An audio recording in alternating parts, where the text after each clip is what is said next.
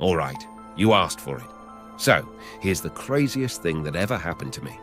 Picture this: demons, possession, and a killing spree. Sounds like a B-movie, right? Well, it happened to me in real life, and I'm still trying to wrap my head around it.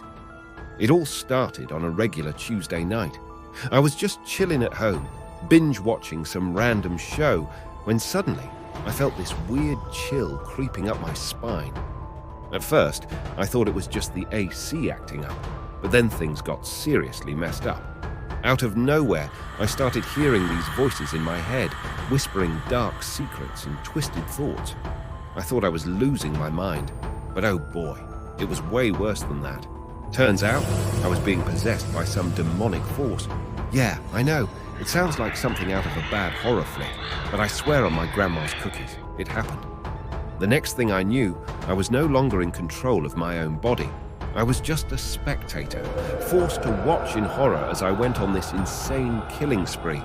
It was like I was trapped inside my own personal nightmare. Demons were making me do things I'd never even dream of. I was just a passenger in my own body, and it was terrifying. During those moments of clarity, I could feel the guilt and fear eating away at me. I wanted to stop, to break free from this demonic hold, but it was like fighting against a tsunami with a toothpick. No matter how hard I tried, I was overpowered and helpless. Days turned into nights, and the body count kept rising. I was a pawn in this supernatural game, and there was no escape. I could see the horrified looks on the faces of the people I knew, the ones I cared about. They were terrified of me, and I couldn't blame them. But then, just when I thought I was completely lost, something inside me clicked. Maybe it was sheer desperation or some hidden reservoir of strength, but I fought back with everything I had. I battled those demons, clawing my way back to control. It wasn't easy, and it definitely wasn't quick, but eventually I managed to reclaim my body and my sanity. The demons were banished, and I was left to pick up the pieces of my shattered life. So, here I am, telling you this insane story. I never thought I'd make it out alive, but somehow I did. And let me tell you, I'll never take a peaceful night for granted again. Demons and possession might be the stuff of nightmares, but surviving it? That's a story I'll be telling for the rest of my days. You know, I've had a lot of time to think in here. I keep replaying those terrifying moments in my head. But here's the kicker. Maybe those demons weren't real.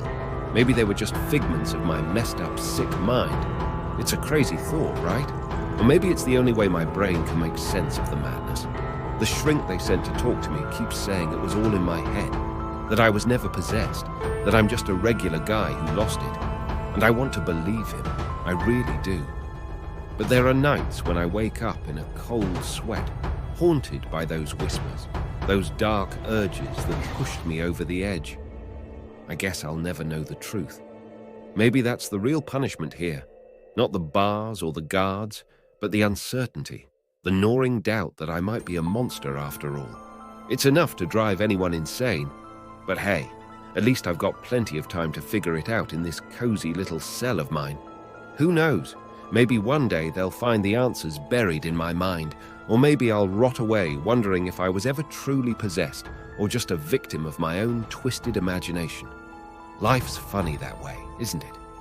Sometimes the scariest demons are the ones we create inside our heads.